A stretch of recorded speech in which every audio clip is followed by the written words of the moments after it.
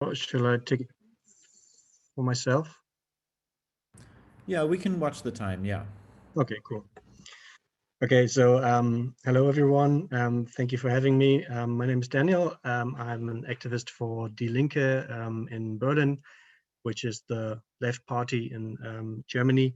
And of course, I'm a bit nervous, also a bit emotional. I will tell you later why. Actually, it's a very good reason. And of course, my English has become a bit rusty since high school. So I hope in case of emergency, I can count on Madeline to help me out. Okay, I'll talk about the so-called Mietenwahnsinn today, which is roughly translated to rent madness, and I will share my screen now.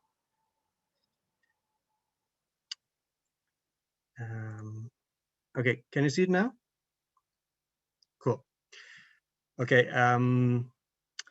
Yeah, what is the Mietenwahnsinn, the rent madness? I will talk about the madness when it comes to rents in Germany and I think in the whole of Europe as well. And of course, I also talk about the tenants movement here in Berlin, and especially about Deutsche Wohnen Co. enteignen, which roughly translate to expropriate Deutsche Wohnen und Co. I will come to that. I will come back to that later.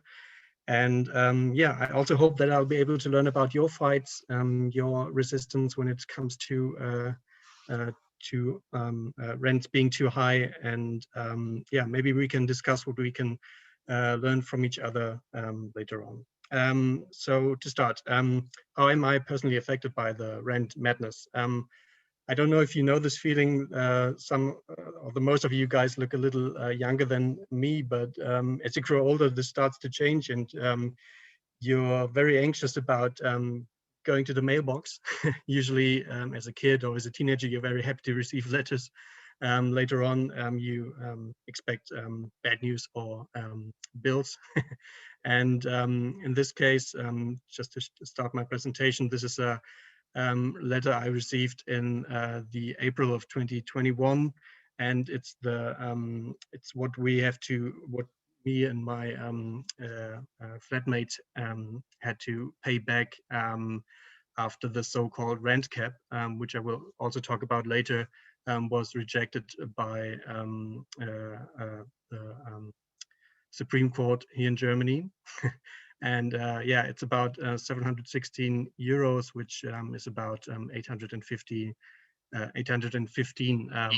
dollars for yeah 5 months. And of course, I'm not the only one affected by this problem, and I will share some charts with you to yeah make clear what is the problem with the rents here in Germany. The first one, what you can see here, is the average increase in rents and the 10 most expensive cities in Germany, and the price for the average price for a square meter in these cities. And yeah, some rich kids might argue that this seems to be quite moderate. Of course, they are wrong, like always, but it gets even more clear when we take a look at the next graph. And I'm sorry, it's not very good to read, but I will tell you what it's about. From the top to the bottom, the first line is the real estate purchase prices from Germany from 2011 to 2018. And I found it, yeah, I think it's very good to see it, because you have this kind of boomer generation argument. Well, if you don't want to pay your rents, just buy a house.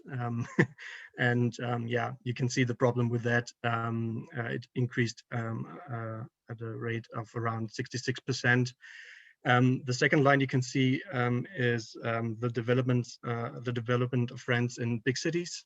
And 77% of the German populace are living in big cities. So that's an increase of about 40%.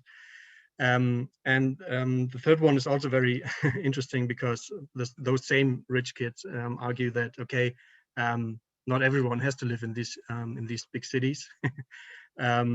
which is not only cynical but also nonsense if you take a look at these numbers, because there's also an increase of 28% within this time span of almost 10 years. And the last one is the decisive one, as far as I'm concerned. It's the development of the real wages here in Germany, which cannot hold up the slightest with the increase of rents here. It's only an increase of about 8%. Yeah, one last graph, or three last graphs to show you, which make very clear, and I can't stress this enough, it is of course also a question of class. Yeah, as you can see here, this is the proportion of income you have to pay for rents. That's the average proportion for the whole of Germany, which is around 30%. But if you take a look at the second one, households with a low income have to come up with 46% of their income, and the households with a high income only have to come up with like 20% of their income. So yeah, that definitely makes it clear that it's not a problem of rich people, but of course a problem for the working class mainly. Okay, enough with the numbers. Let's get political. What you see here is, of course, Friedrich Engels, and there are a few things and people I can be proud of as a German, but people like Rosa Luxemburg, Clara Zetkin, Karl Marx, and of course Friedrich Engels are among them. And I wanted to come up with this quote, which I will read out.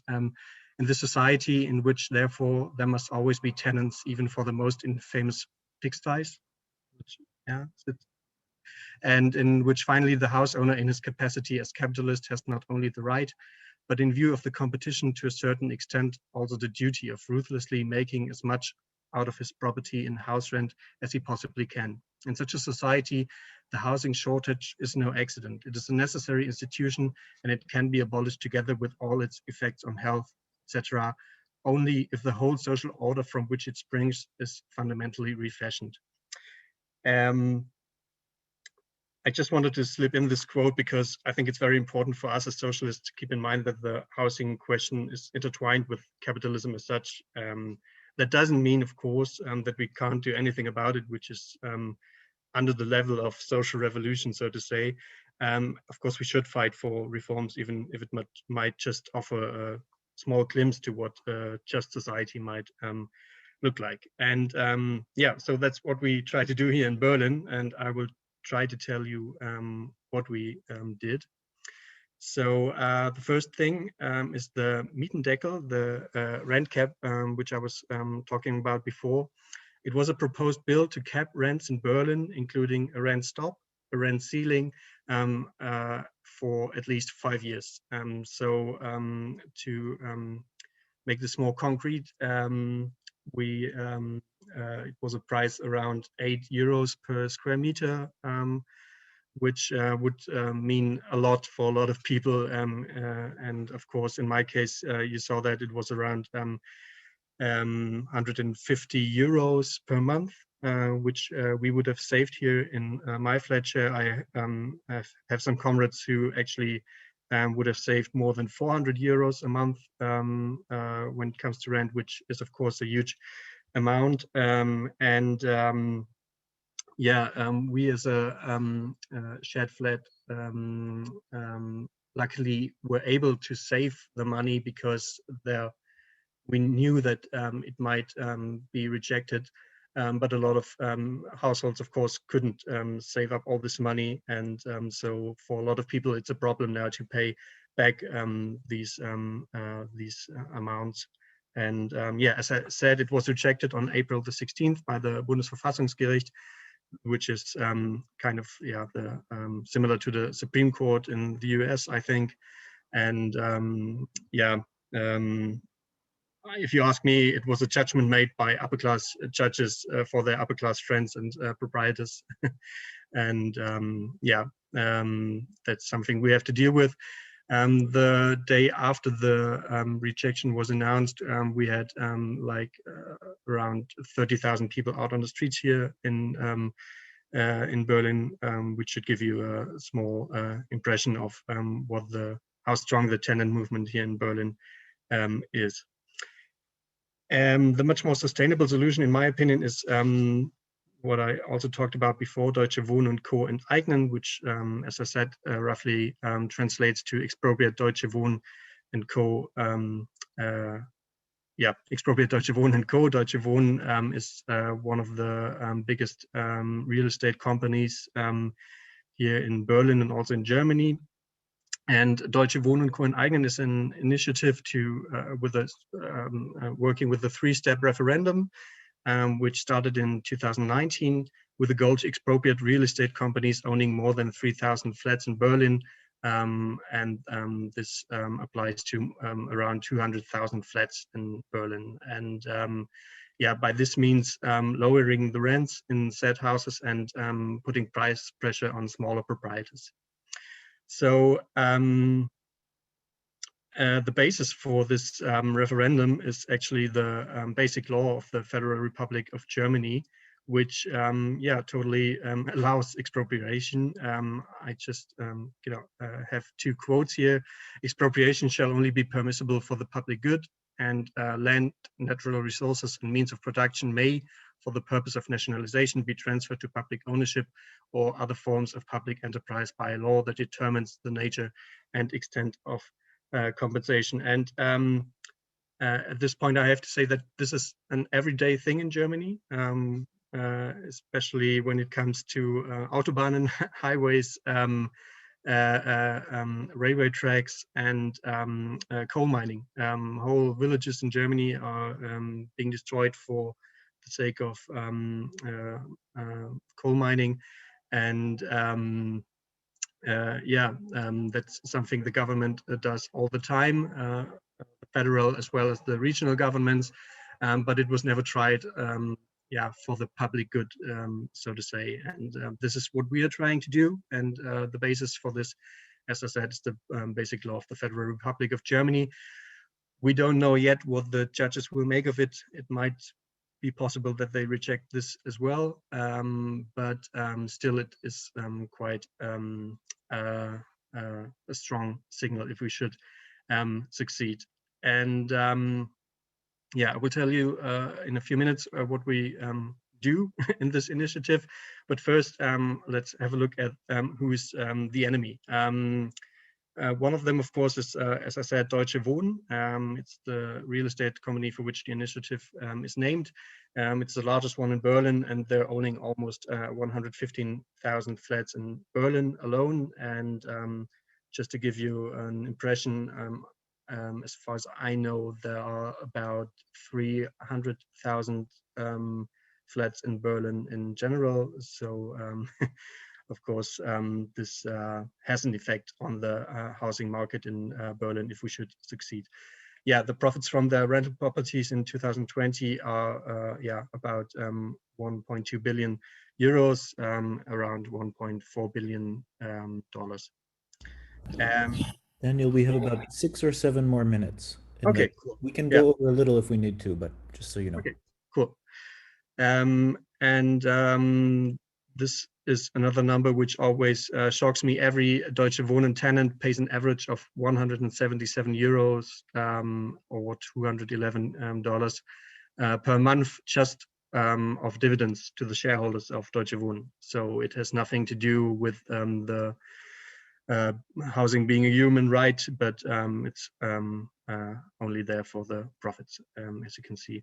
And a huge problem here in Berlin with these huge companies is that many tenants are reporting waiting weeks and months for maintenance. And I will show you.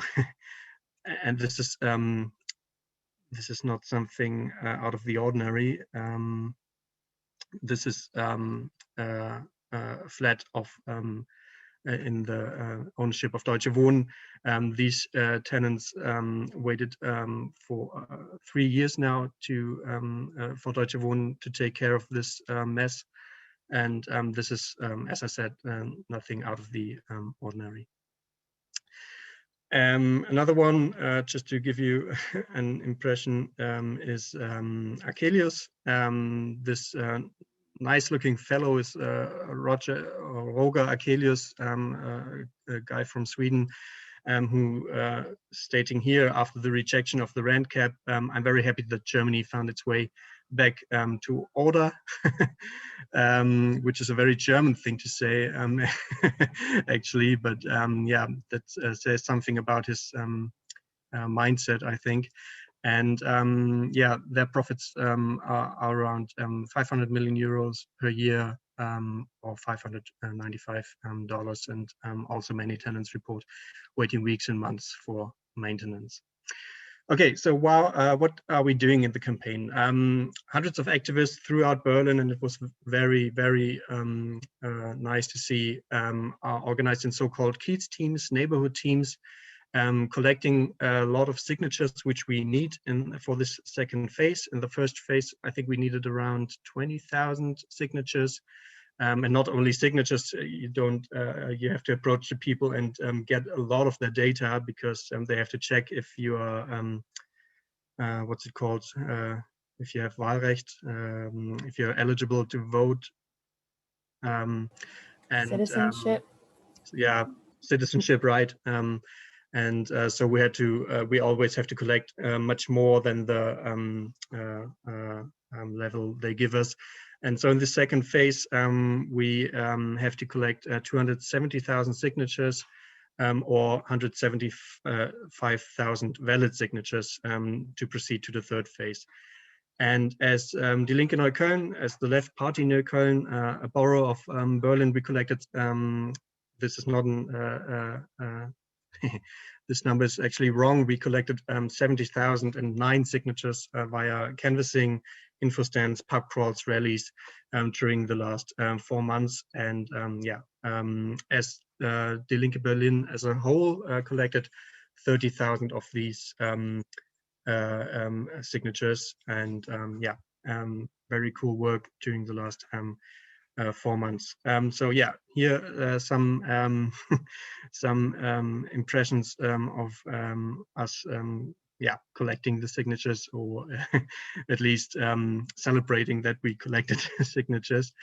And yeah, I was just telling you in the beginning that I'm very emotional these days, because as of yesterday we know the results of the second phase. And I can tell you that we collected 343,000 signatures during the last 4 months, which is a new record for referendums in Berlin. And we also have the 175,000 valid signatures. So that means we move on to the third phase, which will mean that in September, along with the general elections, we will have a vote on the expropriation, so to say. And if we manage to get 25% of the Berliners to vote, and we also manage to gain a majority in this vote, the Senate in Berlin is more or less forced to propose a law expropriating those big real estate companies. So yeah, today we celebrate. Tomorrow we will start to work for the majority in September. And yeah, that's about it. I look forward to your questions and remarks. And yeah, I just have one last thing, which is also nice to see. I hope you can see it via Zoom. Can you see the video? I can't see you anymore, so you have to give me an acoustic signal. It seems to be Yes. working. Okay, cool. Yes. Just to give you another impression, this is the handing over of the signature to the Senate, which took place yesterday.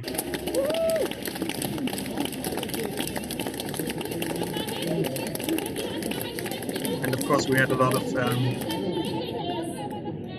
of course, we had a lot of media attention, and of course, we would have been a lot more people if it were not if it weren't for the COVID restrictions. But yeah, yeah. Thank you very much for listening, and yeah.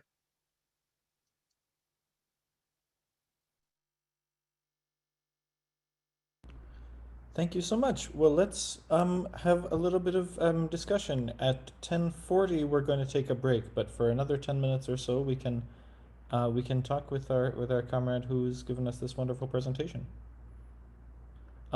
We can take stack if people want to get in line for a comment or a question. And if you wanted to do that, you could just enter the word stack in the Zoom chat, or you can raise your hand or something else. We've got Nick here. So Nick, do you want to get started?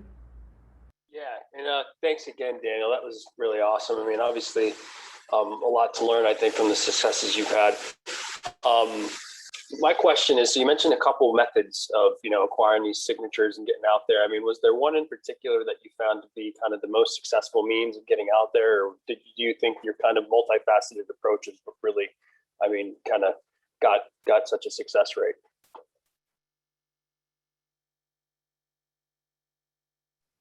Shall I answer right away, or do we collect some? I think you can answer right away. We have 3 total people in the queue, so it's not that. Yeah, very good question. Of course, you need the numbers. So the info stand was the most effective, so to say, but I also quite enjoyed canvassing, and the rate of the signatures you got when knocking on doors was pretty high. And we were also able to hand a lot of signature sheets to people who already signed, so they could collect signatures. So yeah, of course you need the info stand, and it's also very successful for the numbers, but my favorite was canvassing and the pub crawls. Because if you get one person on a big table to sign, the others almost can't deny.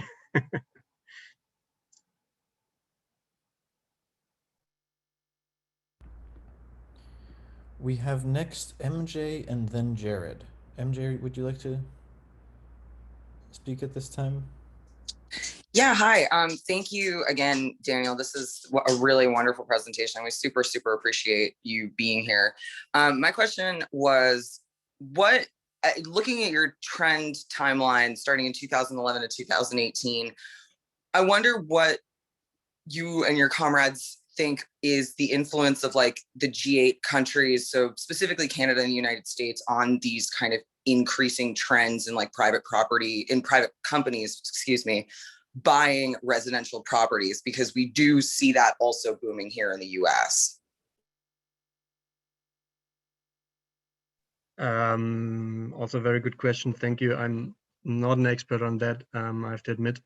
I know that BlackRock, which I think is an American company, is also behind a lot of those big real estate companies in Germany. Not Deutsche Wohnen, but Vonovia, for example, I think. Not Vonovia. I can't remember the name, but BlackRock is a huge player in this game here in Berlin.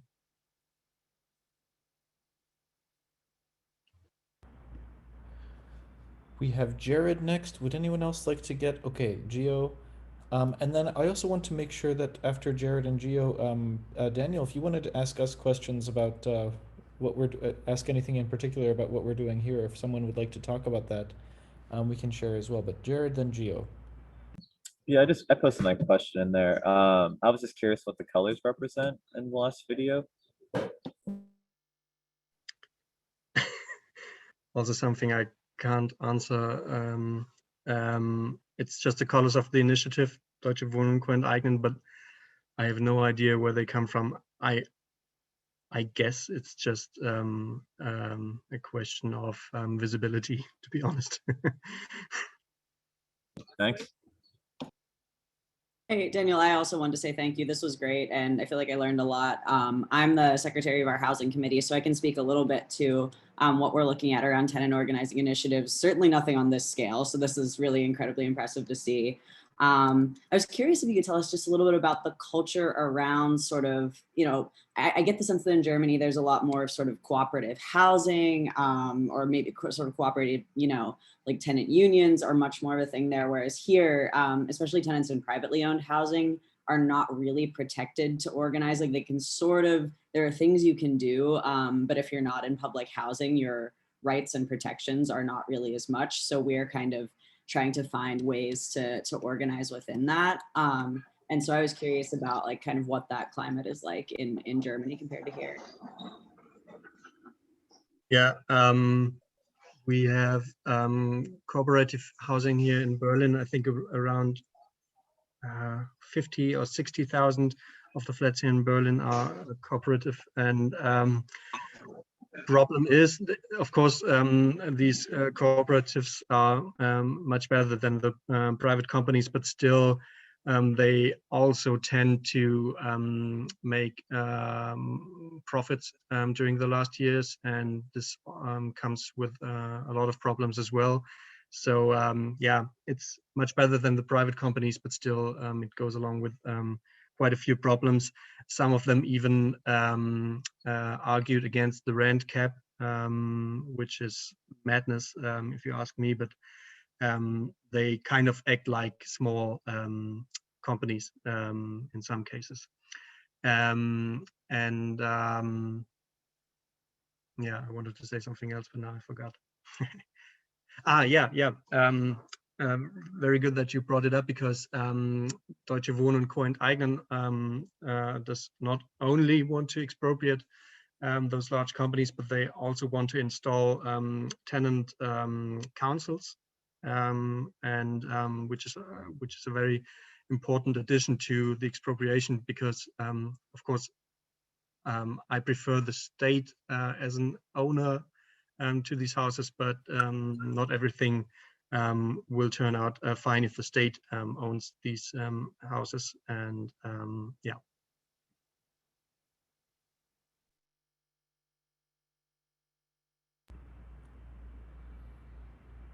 All right. Anyone else want to get on Stack? If not, Daniel, I want to invite any further things you want to know about our situation here. Yeah, sure. Especially if you have a special housing committee, I would like to know what you're doing. Yeah, so I can speak to that as the committee secretary. So we tend to work with a group called the Pittsburgh Union of Regional Renters, which is not a DSA project, but has a lot of DSA people involved in it, which has done some work trying to organize tenants specifically, again, in public housing, because their rights are much more protected to organize and actually be recognized. Whereas in private housing, mostly you can sort of establish a tenant council, but the landlord doesn't necessarily have an obligation to meet with you unless you sort of force them to do so by withholding rent, which you can do. But so we right now, coming out of the pandemic, we were on defense a lot, just sort of trying to prevent evictions in various ways. But we are starting to move back into, we're going to be working with, the Pittsburgh Union of Regional Renters.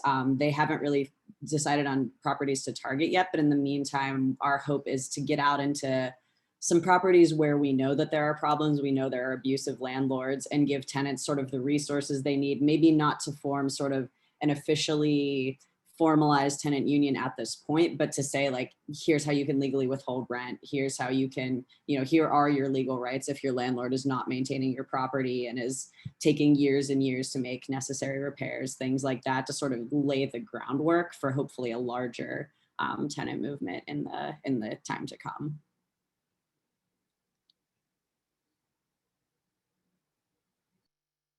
Okay, well, thank you again to Daniel, and thank you again to everybody who's contributed to the discussion.